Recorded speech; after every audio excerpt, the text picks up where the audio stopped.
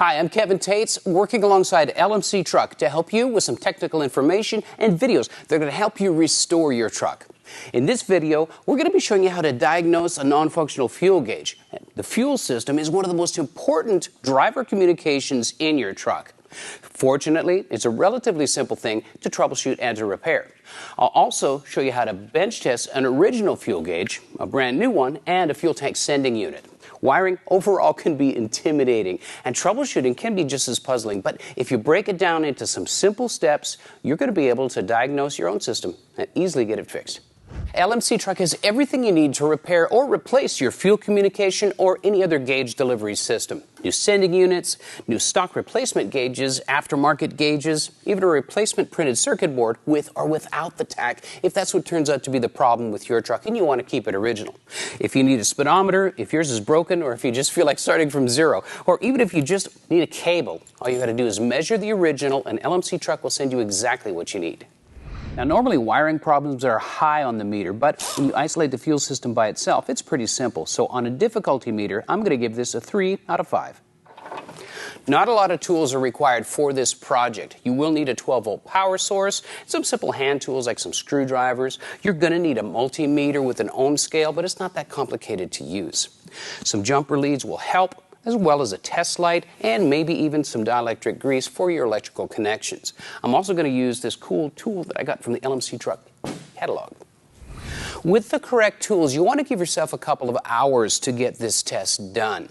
So, troubleshooting is a process of elimination. You're trying to figure out what doesn't work by confirming what does all along the chain of your system. And that chain starts with a 12-volt power source. We're using a benchtop, so we're going to test our battery right here. Let's make sure our meter works first, and the way we do that is by confirming whether it's on a voltage setting, the right range setting, and you touch your leads together. If it zeroes out, that tells me that both leads are connected properly and we've got communication. So now we can test the battery. Negative to negative, positive to positive, and I'm seeing 12.38 volts. We've got a good hot battery. Now we can move on to test the gauges. We've confirmed that. Let's move forward. We're going to test out a brand new gauge, but in the gauge comes a note that explains that on the back side of the gauge, what looks like the original style resistor that came with the original gauges is now just a spacer. They've upgraded to more modern electronics in this gauge, and the resistor is no longer necessary. So make sure that if you're switching to this gauge, you don't switch the resistor. Keep the spacer, and you'll have a good, accurate read for a long life. So we're also going to use a sending unit that I've confirmed that works. It's a brand new sending unit, and we need to create a little false circuit in here to verify the gauge accuracy. The next thing we're going to do is actually verify that electric signal moves the needle. That's pretty easy.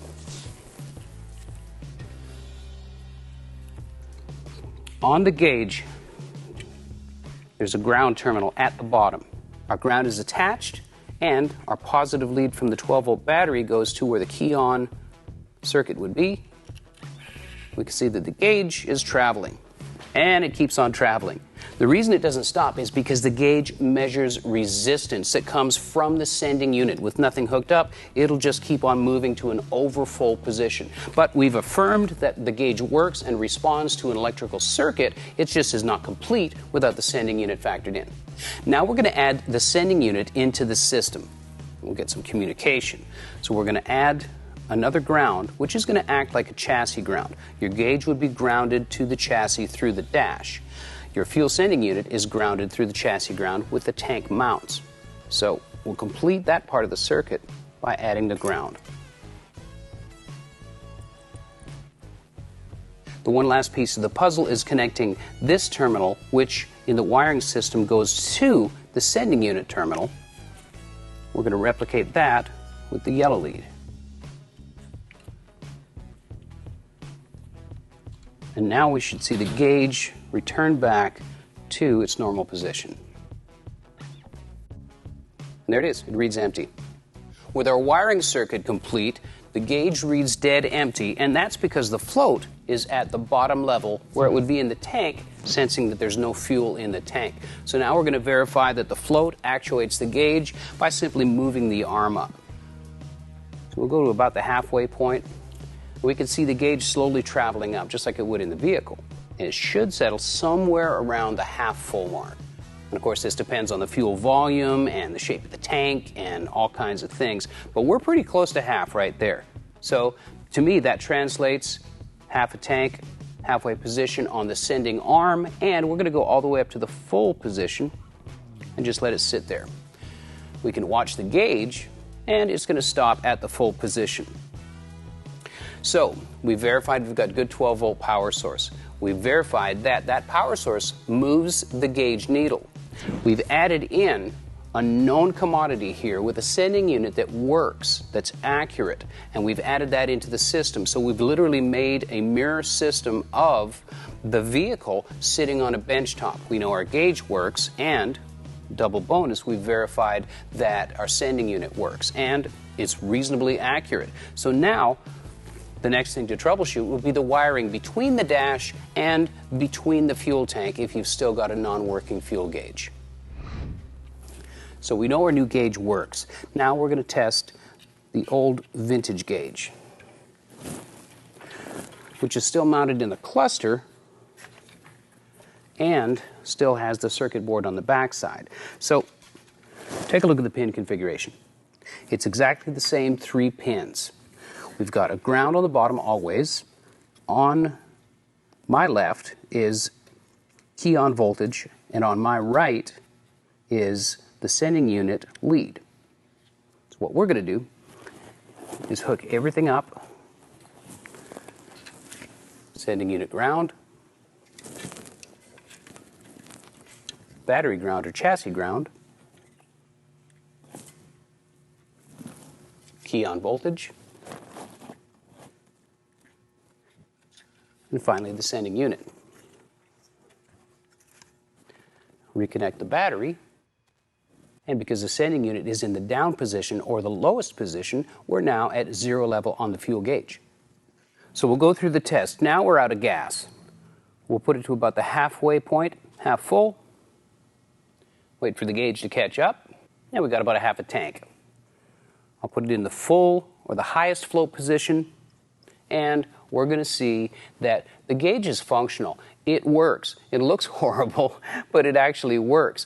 And just in case you've tested the gauge like this, but you still get a no-read situation, even though everything else looks like it's right, there's one more thing to check, and that's the actual printed circuit board on the back of this cluster. Now I'm going to lay this on its face, but I'm putting something underneath just to make sure that I don't lay the cluster down on the gauge needles and protect them. Now right here you can see where the circuit board makes a connection to the main chassis harness. Back here is the printed circuit board. It's a very simple printed circuit board, which is kind of neat because we can see all of these tracers and find out where they go. For instance, this guy here goes right to this light. That's for the 194 bulb that's in the back that illuminates at night when we've got our lights on. Simple to trace that. It goes right here. Sometimes what happens is that these can either break inside in between the 2 layers of plastic, or the terminals themselves that you can see right here, sometimes they get corroded. So it's a simple troubleshooting procedure to just trace this guy. This is our sending unit lead, so we're going to take that one. We're going to clip him on there. And now this is our key on 12 volts. Goes right there. Make sure you don't touch the 2 alligator clips. And now, effectively what we've done is jumped the circuit from here to here. So now we'll flip the cluster over and we'll verify that our gauge works, which will tell us that the printed circuit board is working.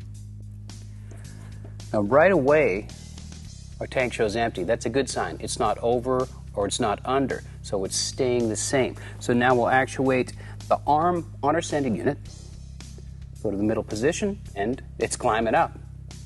Go to the complete full position, and we'll make sure that it rests properly. But essentially, that's another way of troubleshooting. Like I said, we're eliminating things that could possibly be wrong and interfere with a completed electrical circuit. And this is not one of them. So we'll just keep on going. And that tells me that the gauge works, the printed circuit board works, although it's 40 years old. Incidentally, if you need another one, if your PC board is out of commission, you can get one with a tack, without a tack, or like we have, with gauges without a tack. So regardless of what's gone wrong in your chain of electrical circuit, LMC Truck, well, they've got the fix. This is a fuel tank from a 71 C10 pickup.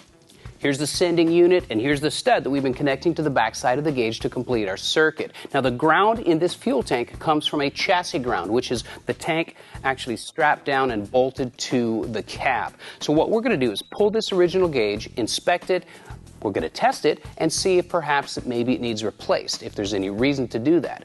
To remove the sending unit, I'm going to use this tool that I got from the LMC Truck catalog. Now, typically, you take a big flat screwdriver and a hammer and tap this ring out in a counterclockwise motion. Sometimes it's not the most graceful thing. This tool really makes short work out of it. You make sure it's centered and in the tabs, and it's just that simple. The retaining ring comes out, and now we can pull our sending unit out. You've got to be very careful when you're fishing out your sending unit so you don't tear anything up. Typically, I'll pull the sock out first, which is a nickname for the pre-filter, and then you can get your float, and it comes out like that. The first thing I'm going to do is to test the sending unit. Now, this works much the same as a dimmer switch in a house circuit. It measures resistance as the arm actuates because of the float, because of the level of fuel in the tank. It actually sits like this, and when the tank's full, the float's all the way up. So, we're going to test this with our multimeter set on the ohm range, since we're testing resistance and not current itself. So, we'll send the red lead to the contact that goes to the backside of the gauge, and we'll ground, which replicates our chassis ground, and we'll take a look. So this sending unit is a 0 to 90 ohm range. So I want to make sure that I make this point. It's a range. It's not a precise measurement or a precise instrument. So it's going to give us an idea of 0 to 90 ohms. 0 being the empty tank reading, 90 ohms, more resistance being the full tank range. So we're going to go through the motion of the arm, and it doesn't move at all. It went from 3.9 ohms. Yeah, it's all over the map. So we're not getting an effective circuit here. So there's something wrong horribly with this sending unit other than how it works. But let's take a closer look. The first thing that shows me that this needs to be replaced is the pre-filter. It's just toast. It's coming apart, and that's going to do absolutely no good at all. The other thing, and this is probably the reason that we didn't get a good reading, is because the isolator has come loose. This is rattling around, and it's probably grounding. You can see it actually hitting the side, and it's grounding out the circuit. So strike 2. Strike 3, there's a little bit of rust on the outside. If it's rusted on the outside, it's probably rusted on the inside of the pickup tube. So not only does it not work, there's some other signs and other good reasons to replace your sending unit. Now we're going to test our new sending unit. Red lead to the center stud, black lead replicates a ground and chassis ground, and right away we can look at our meter, and it's 3 ohms. Now we've got a 0 to 90 ohm range. It's not a precise measurement instrument. It's a range. So we've got 3 ohms at the base, at the negative or empty position, and it goes all the way up to 98 ohms at the full position. That's very close. At the halfway point, which I can see in the range here, we're about 55-ish. That tells me that we've got an accurate reading from this sending unit throughout the range of empty to full. Different gas gauges read differently, and that's part of one of the reasons why. But that's going to give us a good accurate range and a good reading and a brand new sending unit that's ready to install into the tank. Installing a sending unit is very straightforward. Resist the urge to use the original gasket just because it might be a little bit easier to put it in. Use the new gasket, and it always goes in first. Now, we'll go in with our float. Carefully. We'll follow that with the pre-filter. Finds its happy home. The ears find the slots. We'll bring our locking ring. Line up the tabs in the tool. Give it some pressure.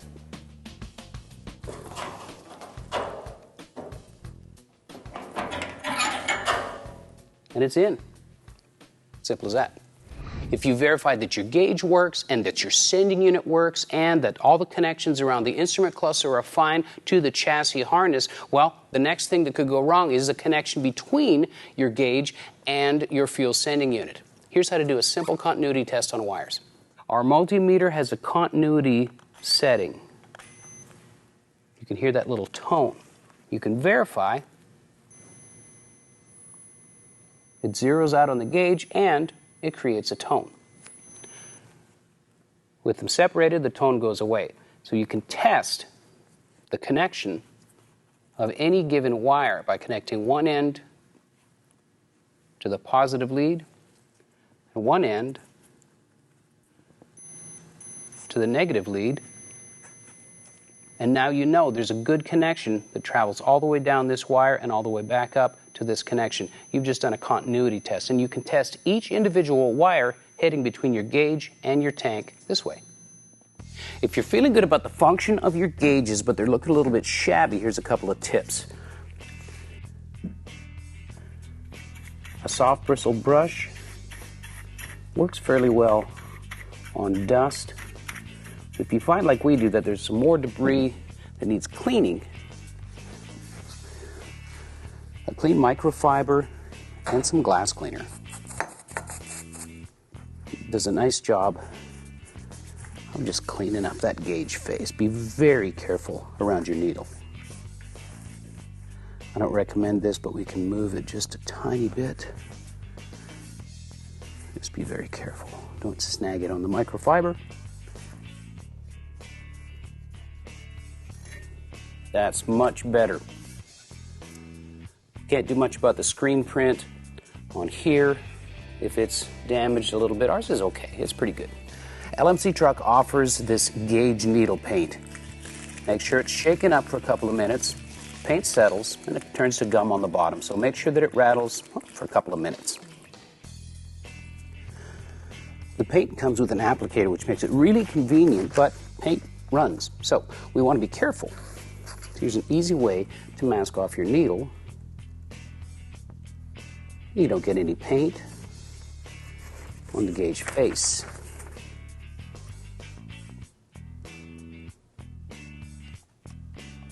One coat covers really well with this stuff. I like it. There we go. You can let that dry a little bit, see if it needs another coat. That looks pretty dang good. That is restored.